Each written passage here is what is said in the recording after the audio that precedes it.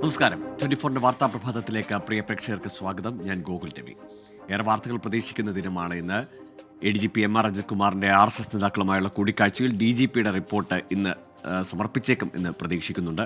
ഒപ്പം ഇന്നലെയാണ് വൈകുന്നേരം പുതുപ്പള്ളി സാധു എന്ന ആന സിനിമാ ചിത്രീകരണത്തിനെതിരെ കോതമംഗലത്ത് ഭൂതത്താൻകെട്ടിന് സമീപത്ത് വനത്തിലേക്ക് കയറിപ്പോയത്. ആ ആനയ്ക്ക് വേണ്ടിയുള്ള തിരച്ചിൽ ഇപ്പോൾ രാവിലെ ആരംഭിക്കാൻ പോവുകയാണ്. സംസ്ഥാനത്ത് 4 ജില്ലകളിൽ മഴ മുന്നറിയിപ്പുണ്ട്. മലപ്പുറം, കോഴിക്കോട്, വയനാട്, കണ്ണൂർ ജില്ലകളിൽ ഈ 4 ജില്ലകളിലും യെല്ലോ അലർട്ടുണ്ട്. ഇതടക്കം ഒരുപാട് വാർത്തകൾ. ഹരിയാനയിലെ തെരഞ്ഞെടുപ്പ് വോട്ടെടുപ്പ് നടക്കുന്നു ഇന്ന്. ഒരുപാട് വാർത്തകൾ പ്രതീക്ഷിക്കുന്ന ഒരു ദിനം. എല്ലാ പ്രേക്ഷകർക്കും ഒരു നല്ല ദിനം ആശംസിച്ചുകൊണ്ട്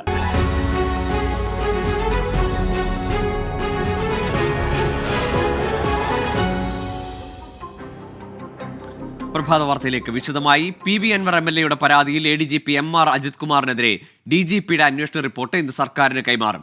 റിപ്പോർട്ട് വന്ന ശേഷം ADGP MR അജിത് കുമാറിനെ ക്രമസമാധാന ചുമതലയിൽ നിന്ന് നീക്കുന്ന കാര്യം പരിഗണിക്കാമെന്നായിരുന്നു മുഖ്യമന്ത്രി പറഞ്ഞിരുന്നത്. ഈ നിലപാടാണ് മുഖ്യമന്ത്രി മന്ത്രിസഭാ യോഗത്തിലും CPIക്കും നൽകിയ ഉറപ്പ്. ഇന്നലെ പോലീസ് ആസ്ഥാനത്ത് അന്വേഷണ ഉദ്യോഗസ്ഥരുടെ യോഗം ചേർന്നിരുന്നു. റിപ്പോർട്ട് തയ്യാറാക്കുന്നതിന് മുന്നോടിയായുള്ള അവസാനവട്ട ചർച്ചയാണ് യോഗത്തിൽ നടന്നത്.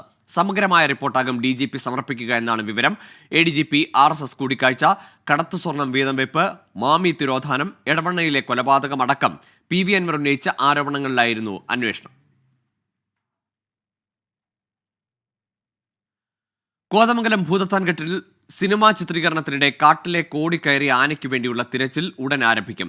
തെലുങ്ക് ചിത്രത്തിന്റെ ചിത്രീകരണത്തിനെത്തിച്ച പുതുപ്പള്ളി സാധു എന്ന ആനയാണ് ഇന്നലെ മറ്റൊരു ആനയുമായി ഏറ്റുമുട്ടിയ ശേഷം കാട്ടിലേക്ക് ഓടിക്കയറിയത്.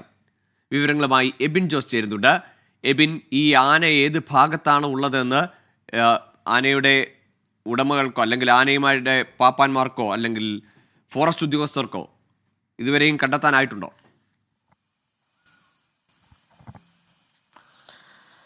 ഗോകുൽ, ആന അധികം ഉൾക്കാട്ടിലേക്ക് പോയിട്ടില്ല എന്നുള്ള നിഗമനത്തിലാണ് ഫോറസ്റ്റ് ഉദ്യോഗസ്ഥരും അതുപോലെ തന്നെ ഈ ആനയുടെ ഉടമകളും പാപ്പന്മാരും ഉൾപ്പെടെ പറയുന്നത്.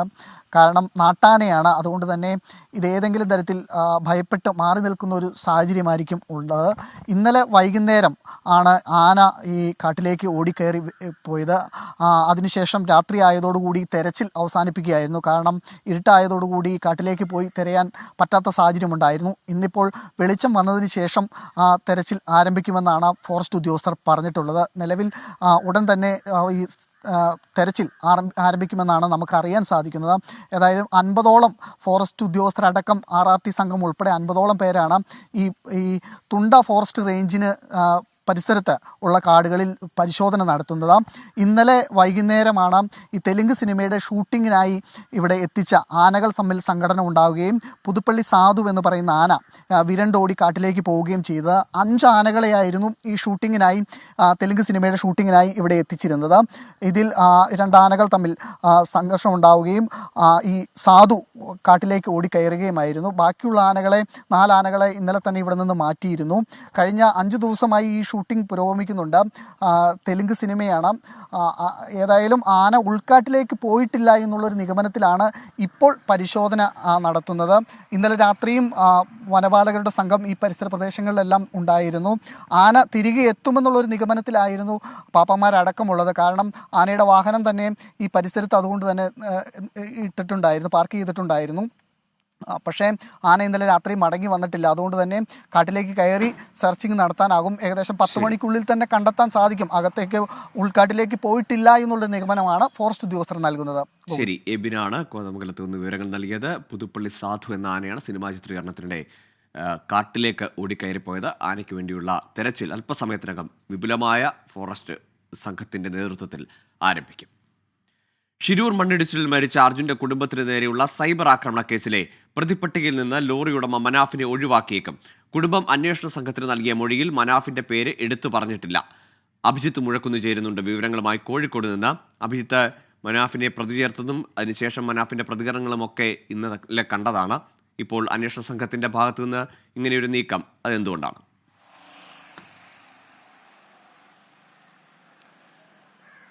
ഗോകുൽ, അർജുന്റെ കുടുംബം ആദ്യഘട്ടത്തിൽ സിറ്റി പോലീസ് കമ്മീഷണർക്ക് എഴുതി നൽകിയ പരാതിയിൽ മനാഫിന്റെ യൂട്യൂബ് ചാനലുമായി ബന്ധപ്പെട്ട ചില കാര്യങ്ങളാണ് ഉന്നയിച്ചിരുന്നത്.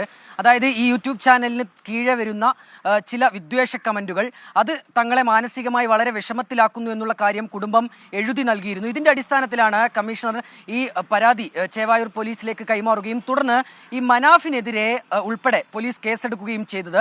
BNS 192 അതായത് കലാപാഹ്വാനം ഉൾപ്പെടെയുള്ള വകുപ്പുകൾ ചേർത്താണ് പോലീസ് കേസെടുത്തത്. ഇതിനുശേഷം പോലീസ് കുടുംബത്തിന്റെ മൊഴി രേഖപ്പെടുത്തിയിരുന്നു. ഈ മൊഴിയിൽ കുടുംബം മനാഫിനെതിരെ പരാതി ഉന്നയിക്കുന്നില്ല. ഈ ഒരു സാഹചര്യത്തിൽ കൂടിയാണ് ഇപ്പോൾ പ്രതിപട്ടികയിൽ നിന്ന് മനാഫിനെ ഒഴിവാക്കാനുള്ള ഒരു നീക്കം അന്വേഷണ സംഘത്തിന്റെ ഭാഗമായി ഉണ്ടാകുന്നത്. ഇതിന്റെ അടിസ്ഥാനത്തിൽ കോടതിയിൽ മനാഫിനെ പ്രതിപട്ടികയിൽ നിന്ന് ഒഴിവാക്കണമെന്നാവശ്യപ്പെട്ടുകൊണ്ടുള്ള ഒരു റിപ്പോർട്ട് അന്വേഷണ സംഘം നൽകും എന്നും നമ്മൾ ഈ ഘട്ടത്തിൽ മനസ്സിലാക്കുന്നു. കൂടാതെ ഒരു പ്രാഥമികമായ ഒരു പരിശോധനയും പോലീസ് നടത്തിയിട്ടുണ്ട്. ഇതിലും മനാഫിനെ പ്രതി ചേർക്കുന്നതിനാവശ്യമായ കാര്യങ്ങൾ അന്വേഷണ സംഘത്തിന് കണ്ടെത്താൻ കഴിഞ്ഞിട്ടില്ല എന്നുള്ളതാണ് ഏറ്റവും പ്രധാനപ്പെട്ട കാര്യം. കൂടാതെ മറ്റൊരു കാര്യം, ഈ നിരവധിയായ കമന്റുകൾ പോലീസിന്റെ ശ്രദ്ധയിൽ, സൈബർ വിങ്ങിന്റെ ശ്രദ്ധയിൽ പെട്ടിട്ടുണ്ട്.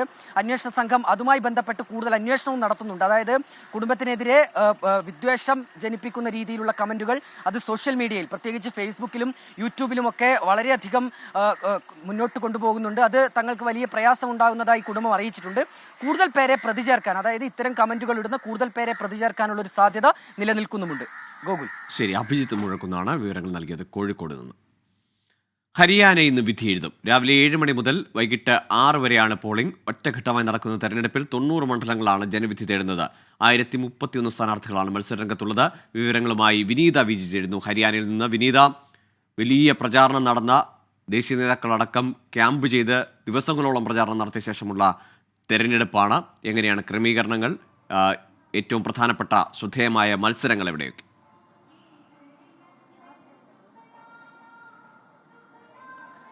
ഗോകുൽ, ഞാനിപ്പോൾ നിൽക്കുന്നത് ഹരിയാനയിലെ ഫരീദാബാദിലെ SSM സ്കൂളിലാണ്. ഇവിടെ 4 പോളിംഗ് സ്റ്റേഷൻ ബൂത്തുകളാണുള്ളത്. രാവിലെയോടുകൂടി തന്നെ ഉദ്യോഗസ്ഥരെത്തി മറ്റ് നടപടിക്രമങ്ങൾ ആരംഭിച്ചിരിക്കുന്നു. കൃത്യം 7 മണിയോടുകൂടി തന്നെ പോളിംഗ് ആരംഭിക്കും. വൈകിട്ട് 6 മണി വരെയാണുള്ളത്. ഇങ്ങനെ പ്രശ്നബാധിത മേഖലകൾ ഒന്നും തന്നെ നിലവിൽ ഇല്ല എങ്കിൽ പോലും എല്ലാ പോളിംഗ് സ്റ്റേഷനുകൾക്ക് മുൻപിലും പോലീസിന്റെ സുരക്ഷ ഉൾപ്പെടെ അവർ ഏർപ്പെടുത്തിയിട്ടുണ്ട്. നമുക്കിപ്പോൾ ആ ദൃശ്യങ്ങളിൽ കാണാൻ കഴിയുന്നത് ഉദ്യോഗസ്ഥരെത്തി മോക്ക് പോളിംഗ് നടക്കുന്നതിന് മുൻപുള്ള അവരുടെ നടപടിക്രമങ്ങളാണ്. അത് പുരോഗമിക്കുകയാണ്. ഇനി ഗൂഗിൾ സൂചിപ്പിച്ചതുപോലെ വരികയാണെങ്കിൽ ഏറ്റവും പ്രധാനപ്പെട്ട മത്സരങ്ങൾ നടക്കുന്ന മണ്ഡലങ്ങളിൽ ഒന്ന് ലദ്വയാണ്. മുഖ്യമന്ത്രി നയാബ് സിംഗ് സൈനി മത്സരിക്കുന്ന മണ്ഡലമാണ്. കോൺഗ്രസിന്റെ സ്ഥാനാർത്ഥി മേവാ സിംഗ് ആണ് എതിർ സ്ഥാനാർത്ഥി. ഈ ആം ആദ്മി പാർട്ടിയും JJPയും ഒക്കെ മത്സരരംഗത്ത് ഉണ്ട് എങ്കിൽ പോലും കോൺഗ്രസും ഒപ്പം BJPയും തന്നെയാണ് ഏറ്റവും കടുത്ത മത്സരം. അവർ തമ്മിലുള്ള ഒരു ഏറ്റുമുട്ടൽ തന്നെയാണ് ഈ പ്രചരണത്തിലടക്കം നമുക്ക് കാണാൻ കഴിഞ്ഞിട്ടുണ്ടായിരുന്നത്. ഒരു ഹാട്രിക് വിജയം നേടുക എന്ന ലക്ഷ്യമാണ് BJP മുന്നോട്ട് വെക്കുന്നതെങ്കിൽ 10 വർഷത്തിന് ശേഷം ആ ഭരണം തിരിച്ചു പിടിക്കുക എന്നൊരു ലക്ഷ്യമാണ് ഈ ഘട്ടത്തിൽ കോൺഗ്രസ് മുന്നോട്ട് വെക്കുന്നത്. അവസാന ഘട്ടങ്ങളിലൊക്കെ മുതിർന്ന നേതാക്കളടക്കം പ്രചരണ രംഗത്ത് സജീവമായിരുന്നു. പ്രധാനമന്ത്രി രംഗത്തെത്തിയിരുന്നു. ഒപ്പം തന്നെ അമിത്ഷാ, ഉത്തർപ്രദേശ് മുഖ്യമന്ത്രി യോഗി ആദിത്യനാഥ് ഉൾപ്പെടെയുള്ളവർ പ്രചരണത്തിനായി രംഗത്തെത്തിയപ്പോൾ കോൺഗ്രസിന് വേണ്ടി രാഹുൽ ഗാന്ധിയും മല്ലികാർജ്ജുൻ ഖാർഗെയും ഒക്കെ തന്നെ മത്സര രംഗത്തുണ്ടായിരുന്നു. ഒപ്പം മറ്റ് മണ്ഡലങ്ങൾ കൂടിയുണ്ട്. അത് ഏറ്റവും പ്രധാനപ്പെട്ട മറ്റൊരു മണ്ഡലം ജുലാനയാണ്. ഗുസ്തി താരങ്ങൾ പരസ്പരം ഏറ്റുമുട്ടുന്ന മണ്ഡലം എന്ന പ്രത്യേകത കൂടിയുണ്ട് ജുലാനയ്ക്ക്. നമുക്കറിയാവുന്നതുപോലെ ഗുസ്തി താരമായ വിനേഷ് ഫോഗട്ട് കോൺഗ്രസ് സ്ഥാനാർത്ഥിയായി മത്സരിക്കുന്ന മണ്ഡലമാണ്. ഒരു ഗുസ്തി താരം ആദ്യമായി ഒരു കോൺഗ്രസ് സ്ഥാനാർത്ഥിയായി മത്സരിക്കുന്ന മണ്ഡലം എന്നൊരു പ്രത്യേകത കൂടിയുണ്ട്. ഒപ്പം തന്നെ മറ്റ് ഒരു ഗുസ്തി താരം BJPക്കായി ഒരു പ്രൊഫഷണൽ പൈലറ്റാണ് മത്സര രംഗത്തുള്ളത്. ആം ആദ്മി പാർട്ടിക്കായി ഗീതാ ദലാൽ എന്ന ഗുസ്തി താരമാണ് രംഗത്തിറങ്ങുന്നത്. അതുകൊണ്ട് തന്നെ ഗുസ്തി താരങ്ങൾ പരസ്പരം ഏറ്റുമുട്ടുന്ന മണ്ഡലം എന്ന പ്രത്യേകതയാണ് ജുലാനയ്ക്കുള്ളത്. അതിൽ ഏറ്റവും പ്രധാനമായി പറയേണ്ടത് ജുലാനയുടെ മരുമകൾ എന്ന ക്യാപ്ഷനോട് കൂടിയാണ് വിനേഷ് ഫോഗട്ട് മത്സര രംഗത്തിറങ്ങിയതെങ്കിൽ ജുലാനയുടെ മകൾ എന്ന ഒരു ക്യാപ്ഷനോട് കൂടിയാണ് ഗീതാ ദലാലും മത്സര രംഗത്തേക്ക് ഇറങ്ങിയിരിക്കുന്നത്. ഭൂപേന്ദ്ര സിംഗ് ഹൂഡ മത്സരിക്കുന്ന മണ്ഡലം എന്നിങ്ങനെ ഒരു 7ഓളം മണ്ഡലങ്ങളാണ് രാജ്യം ഉറ്റുനോക്കുന്ന ഏറ്റവും പ്രധാനപ്പെട്ട മണ്ഡലങ്ങൾ. ഏതാണ്ട് 2 കോടി ആളുകൾ വോട്ട് രേഖപ്പെടുത്താനായി തയ്യാറായിട്ടുണ്ടെന്നാണ് നമുക്ക് അറിയാൻ കഴിയുന്നത്. 20,000-ലധികം പോളിംഗ് സ്റ്റേഷനുകളുണ്ട്. എല്ലാ പോളിംഗ് സ്റ്റേഷനുകളിലും എല്ലാ പോളിംഗ് ബൂത്തുകളിലും കൃത്യമായിട്ടുള്ള സുരക്ഷയടക്കം ഏർപ്പെടുത്തിയിട്ടുണ്ട്. ഇപ്പോൾ നമുക്ക് ദൃശ്യങ്ങളിൽ കാണാൻ കഴിയുന്നത് പോലെ തന്നെ എല്ലാ സുരക്ഷാ ക്രമീകരണങ്ങളും ഒരുക്കിയിരിക്കുകയാണ്. ഞാനിപ്പോൾ നിൽക്കുന്ന ഈ സ്കൂളിൽ 4 പോളിംഗ് ബൂത്തുകളാണ് ഉള്ളത്. അല്പസമയത്തിനകം തന്നെ വോട്ടിംഗ് ആരംഭിക്കും. ശരി, ഹരിയാന വിധി എഴുതുകയാണ്. 90 മണ്ഡലങ്ങളിലാണ് ഒറ്റഘട്ടത്തിൽ വോട്ടെടുപ്പ് നടക്കുന്നത്. സംസ്ഥാനത്ത് മഴ തുടരും. ഇന്ന് 4 ജില്ലകളിൽ യെല്ലോ അലർട്ട് പ്രഖ്യാപിച്ചു. മലപ്പുറം, കോഴിക്കോട്, വയനാട്, കണ്ണൂർ ജില്ലകളിലാണ് മുന്നറിയിപ്പ്. വടക്കൻ ബംഗാൾ ഉൾക്കടലിലും ബംഗ്ലാദേശ് പശ്ചിമബംഗാൾ തീരത്തിന് മുകളിലായി ന്യൂനമർദ്ദം രൂപപ്പെട്ടെന്ന് കേന്ദ്ര കാലാവസ്ഥാ വകുപ്പ് അറിയിച്ചു. തെക്ക് കിഴക്കൻ അറബിക്കടലിൽ ചക്രവാത ചുഴി നിലനിൽക്കുന്നു. ഇതിന്റെ ഫലമായി കേരളത്തിൽ അടുത്ത 7 ദിവസം വ്യാപകമായി മഴയ്ക്ക് സാധ്യതയുണ്ട്. തീരദേശത്ത് താമസിക്കുന്നവരും മലയോര മേഖലയിലുള്ളവരും പ്രത്യേക ജാഗ്രത പുലർത്തണം. പ്രധാനമന്ത്രി നരേന്ദ്രമോദി ഇന്ന് മഹാരാഷ്ട്രയിൽ സന്ദർശനം നടത്തും. രാവിലെ വാഷിമിലെത്തുന്ന പ്രധാനമന്ത്രി കാർഷിക മൃഗസംരക്ഷണ മേഖലകളുമായി ബന്ധപ്പെട്ട് 23,000 കോടിയുടെ പദ്ധതികൾക്ക് തുടക്കമിടും. പിന്നീട് താനെയിൽ പുതിയ മെട്രോ പദ്ധതിയടക്കം 32,000 കോടിയുടെ പദ്ധതികളും മോദി ആരംഭിക്കും. വൈകിട്ട് മുംബൈയിലെത്തുന്ന മോദി പുതിയ ഭൂഗർഭ മെട്രോ ലൈനിലെ സർവീസ് ഫ്ളാഗ് ഓഫ് ചെയ്യും. അടുത്ത മാസം നിയമസഭാ തെരഞ്ഞെടുപ്പ് നടക്കാനിരിക്കെ മോദിയുടെ സന്ദർശനം BJP സംബന്ധിച്ച് പ്രചാരണത്തിന്റെ തുടക്കം കൂടിയാവും. മുംബൈയിലെ ആദ്യത്തെ ഭൂഗർഭ മെട്രോ ലൈൻ ഇന്ന് ഉദ്ഘാടനം ചെയ്യും. പ്രധാനമന്ത്രി നരേന്ദ്രമോദിയാണ് മെട്രോ ലൈൻ രാജ്യത്തിന് സമർപ്പിക്കുക. ഭൂഗർഭ മെട്രോ ലൈനിന്റെ ആദ്യഘട്ടമായ 12.5 കിലോമീറ്ററാണ് ഉദ്ഘാടനത്തിന് തയ്യാറായിരിക്കുന്നത്. മുംബൈയുടെ ഗതാഗതക്കുരുക്കഴിക്കാൻ അടിസ്ഥാന വികസന രംഗത്തെ മെഗാ നിർമ്മിതികളിൽ അടുത്തതും തയ്യാർ. മുംബൈയുടെ സ്വന്തം ഭൂഗർഭ മെട്രോ, ദ അക്വ ലൈൻ.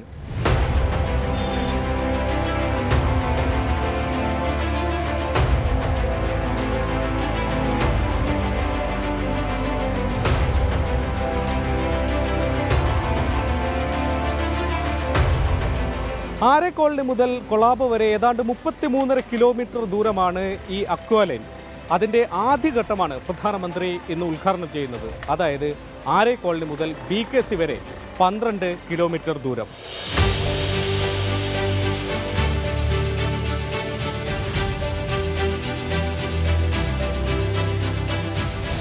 ആകെ 10 സ്റ്റേഷനുകളാണ് ആദ്യഘട്ട മെട്രോയിൽ ഉദ്ഘാടനം ചെയ്യപ്പെടുന്നത്. റോഡ് മാർഗം ഇത്രയും ദൂരം താണ്ടാൻ ഏതാണ്ട് 1 മണിക്കൂർ സമയമെടുക്കുമെങ്കിൽ മെട്രോയിൽ ആ സമയം വെറും 22 മിനിറ്റായി കുറയും. 85 കിലോമീറ്റർ വേഗത്തിലാണ് മെട്രോ പരമാവധി സഞ്ചരിക്കുക.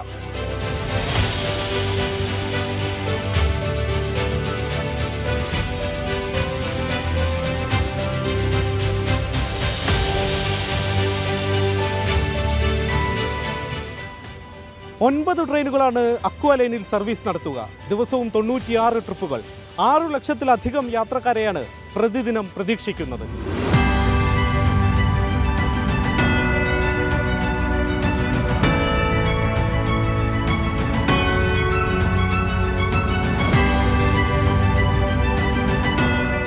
മെട്രോ ഓടിക്കാൻ ക്യാപ്റ്റന്മാർ തയ്യാറാണ്. 48 പേർ, അതിൽ 10 പേർ വനിതകളാണ്. രാവിലെ 6:30 മുതൽ രാത്രി 10:30 വരെയാണ് സർവീസ്.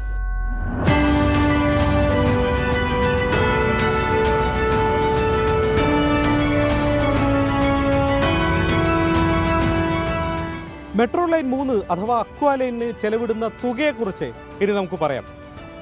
ഏതാണ്ട് 23,000 കോടി രൂപ ചെലവ് പ്രതീക്ഷിച്ചാണ് ഈ നിർമ്മാണം തുടങ്ങിയത്. പക്ഷേ ഇപ്പോൾ ചെലവ് 37,000 കോടിയും കടന്നു. അടുത്ത മാർച്ചോടെ 2ാം ഘട്ടവും പ്രവർത്തനം തുടങ്ങാനാണ് ശ്രമം.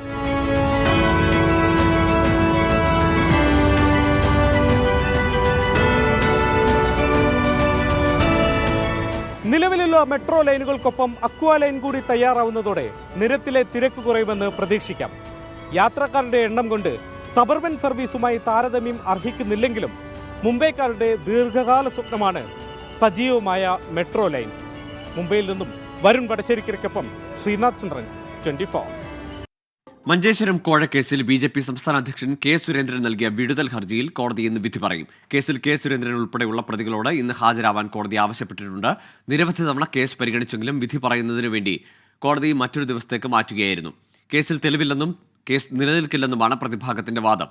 കഴിഞ്ഞ നിയമസഭാ തെരഞ്ഞെടുപ്പിൽ മഞ്ചേശ്വരം മണ്ഡലത്തിലെ BSP സ്ഥാനാർത്ഥിയായിരുന്ന K. സുന്ദരയെ തട്ടിക്കൊണ്ടുപോയി തടങ്കലിൽ പാർപ്പിച്ച് ഭീഷണിപ്പെടുത്തി നാമനിർദ്ദേശ പത്രിക പിൻവലിപ്പിക്കുകയും ഇതിന് കോഴയായി 2.5 ലക്ഷം രൂപയും മൊബൈൽ ഫോണും നൽകിയെന്നുമാണ് കേസ്.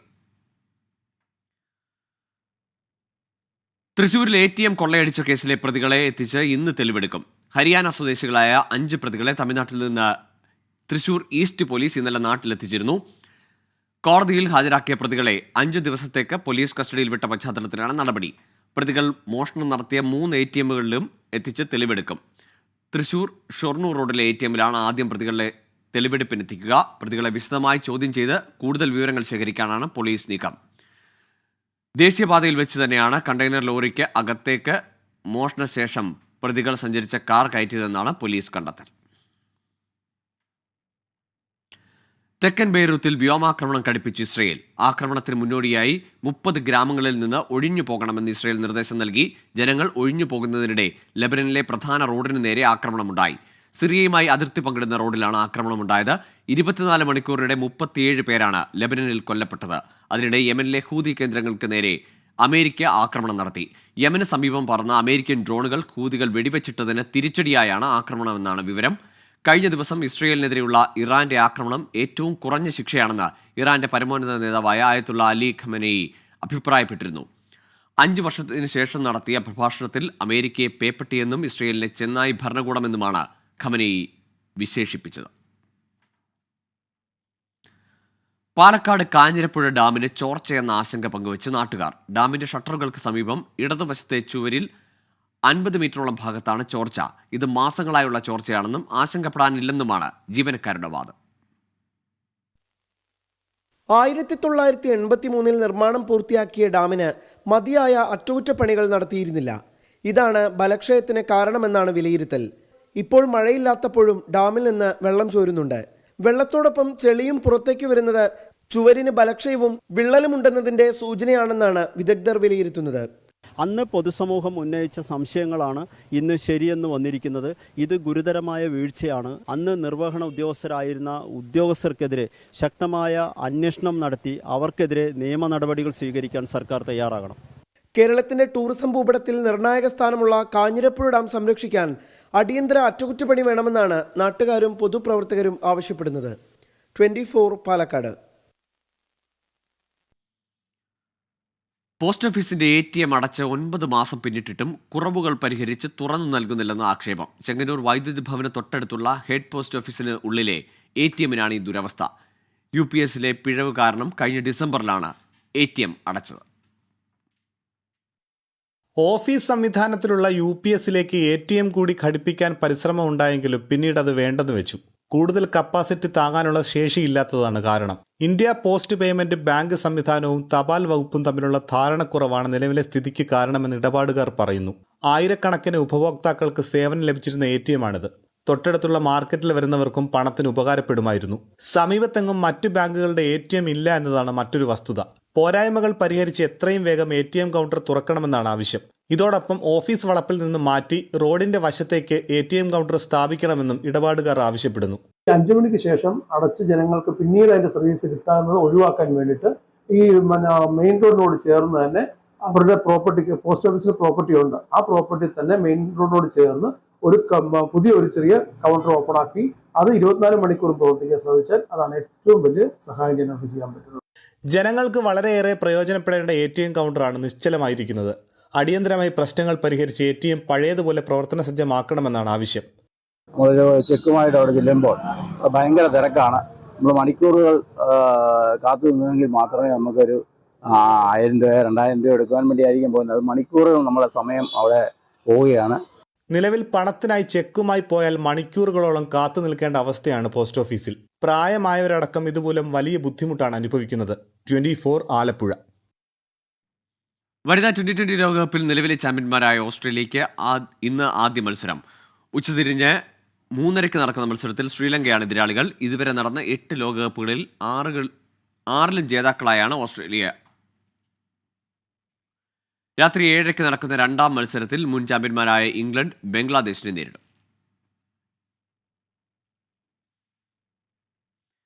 ISLൽ ഇന്ന് 2 മത്സരങ്ങൾ. വൈകിട്ട് 5-ന് നടക്കുന്ന ആദ്യ കളിയിൽ ജംഷഡ്പൂരിന്റെ എതിരാളികൾ ഈസ്റ്റ് ബംഗാളാണ്.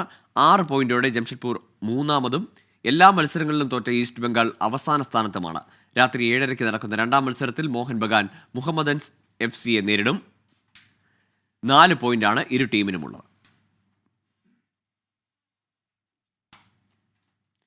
ഇംഗ്ലീഷ് പ്രീമിയർ ലീഗ് ഫുട്ബോളിൽ 7ാം റൗണ്ട് മത്സരങ്ങൾക്ക് ഇന്ന് തുടക്കം. ലിവർപൂൾ, മാഞ്ചസ്റ്റർ സിറ്റി, ആഴ്സണൽ ടീമുകളെല്ലാം കളത്തിലെത്തും. സ്പാനിഷ് ലീഗിൽ റയൽ മാഡ്രിഡിനും മേജർ ലീഗ് സോക്കറിൽ ലയണൽ മെസ്സിയുടെ ഇന്റർ മയാമിക്കും മത്സരമുണ്ട്. ലിവർപൂളിന് 15 പോയിന്റ്, മാഞ്ചസ്റ്റർ സിറ്റിക്കും ആഴ്സണലിനും 14. പ്രീമിയർ ലീഗിൽ മൂവർ സംഘത്തിന്റെ കസേരകളി തുടരുകയാണ്. നിലവിലെ ചാമ്പ്യന്മാരായ മാഞ്ചസ്റ്റർ സിറ്റി കഴിഞ്ഞ 2 കളികളിലും സമനിലയിൽ കുരുങ്ങിയത് മുതലെടുത്താണ് ലിവർപൂൾ 1ാം സ്ഥാനത്തേക്ക് ഉയർന്നത്. ഇന്ന് വൈകിട്ട് 5-ന് നടക്കുന്ന മത്സരത്തിൽ ക്രിസ്റ്റൽ പാലസിനെ തോൽപ്പിച്ചാൽ ആ ഒന്നാം സ്ഥാനം ഭദ്രമാക്കാം ദ റെഡ്സിന്. രാത്രി 7:30-ക്കാണ് സിറ്റിയുടെയും ആഴ്സണലിന്റെയും മത്സരങ്ങൾ. സിറ്റി ഫുൾഹാമിനെയും ആഴ്സണൽ സതാംപ്ടണെയും നേരിടും. സ്പാനിഷ് ലീഗിൽ വിജയവഴിയിൽ തിരിച്ചെത്തുകയാണ് റയൽ മാഡ്രിഡിന്റെ ലക്ഷ്യം. രാത്രി 12:30-ക്ക് സാന്റിയാഗോ ബെർണബ്യൂവിൽ നടക്കുന്ന കളിയിൽ വിയാറയലാണ് എതിരാളികൾ. 6 ഗോളിന്റെ ജയമുണ്ടെങ്കിൽ ബാഴ്സലോണയെ മറികടന്ന് ഒന്നാം സ്ഥാനത്തും എത്താനാകും നിലവിലെ ചാമ്പ്യന്മാർക്ക്. ലിയോണൽ മെസ്സിയുടെ ചിറകിലേറി ക്ലബ് ചരിത്രത്തിൽ ആദ്യമായി MLS സപ്പോർട്ടേഴ്സ് ഷീൽഡ് സ്വന്തമാക്കിയ ഇന്റർ മയാമിയുടെ ഇനിയുള്ള ലക്ഷ്യം റെക്കോർഡ് പോയിന്റ് നേട്ടം. നിലവിൽ 68 പോയിന്റുള്ള ഇന്റർ മയാമിക്ക് ശേഷിക്കുന്ന 2 മത്സരങ്ങളിലും ജയിച്ചാൽ നിലവിൽ ന്യൂ ഇംഗ്ലണ്ടിന്റെ പേരിലുള്ള 73 പോയിന്റിന്റെ റെക്കോർഡ് മറികടക്കാം. രാത്രി 1:30-ക്ക് നടക്കുന്ന മത്സരത്തിൽ ടൊറന്റോ FC ആണ് മെസ്സിപ്പടയുടെ എതിരാളികൾ. Sports desk 24. ഇന്ത്യൻ വിദേശകാര്യമന്ത്രി എസ് ജയശങ്കർ പാകിസ്ഥാനിലേക്ക് ഈ മാസം 15-16 തീയതികളിൽ ഇസ്ലാമാബാദിലാണ് സന്ദർശനം. ഷാങ്ഹായ് ഉച്ചകോടിയിൽ പങ്കെടുക്കും. പശ്ചിമേഷ്യയിലെ സാഹചര്യത്തിൽ തുടർച്ചയായി ഇന്ത്യ ആശങ്ക രേഖപ്പെടുത്തി. ഷാങ്ഹായ് സഹകരണ ഉച്ചകോടിയിൽ പങ്കെടുക്കാൻ പാകിസ്ഥാനിലേക്ക് പോകുന്ന ഇന്ത്യൻ പ്രതിനിധി സംഘത്തെ വിദേശകാര്യമന്ത്രി എസ് ജയശങ്കർ നയിക്കും. ഐക്യരാഷ്ട്രസഭയുടെ ജനറൽ അസംബ്ലിയിൽ അതിർത്തികളിലെ ഭീകരവാദത്തിൽ പാകിസ്ഥാനെതിരെ ഇന്ത്യ വിമർശനമുന്നയിച്ച സാഹചര്യത്തിൽ കൂടിയാണ് സന്ദർശനം. പശ്ചിമേഷ്യയിലെ സാഹചര്യം ആശങ്കപ്പെടുത്തുന്നതെന്നും വിദേശകാര്യ മന്ത്രാലയം. നിലവിൽ ഇന്ത്യൻ പൗരന്മാരെ ഒഴിപ്പിക്കേണ്ട സാഹചര്യമില്ലെന്നും വ്യക്തമാക്കി. ഇറാൻ, ഇസ്രായേൽ രാജ്യങ്ങളിലേക്ക് വിമാന സർവീസുകൾ ഉള്ളതിനാൽ നാട്ടിലേക്ക് മടങ്ങിവരേണ്ടവർക്ക് അത് പ്രയോജനപ്പെടുത്താമെന്നും വിദേശകാര്യ മന്ത്രാലയം അറിയിച്ചു. സാഹചര്യം സൂക്ഷ്മമായി ഇന്ത്യ നിരീക്ഷിച്ചു വരികയാണ്. ഇന്നലെ പ്രധാനമന്ത്രി നരേന്ദ്രമോദിയുടെ അധ്യക്ഷതയിൽ സുരക്ഷ സംബന്ധിച്ച ക്യാബിനറ്റ് കമ്മിറ്റി യോഗവും ചേർന്നു. ദുരിത പശ്ചാത്തലം, ഇന്ത്യയെ ബാധിക്കാനിടയുള്ള പ്രത്യാഘാതങ്ങൾ എന്നിവ യോഗത്തിൽ ചർച്ചയായി. 24 ഡൽഹി. പ്രഭാത വാർത്ത പൂർണ്ണമാകുന്നു.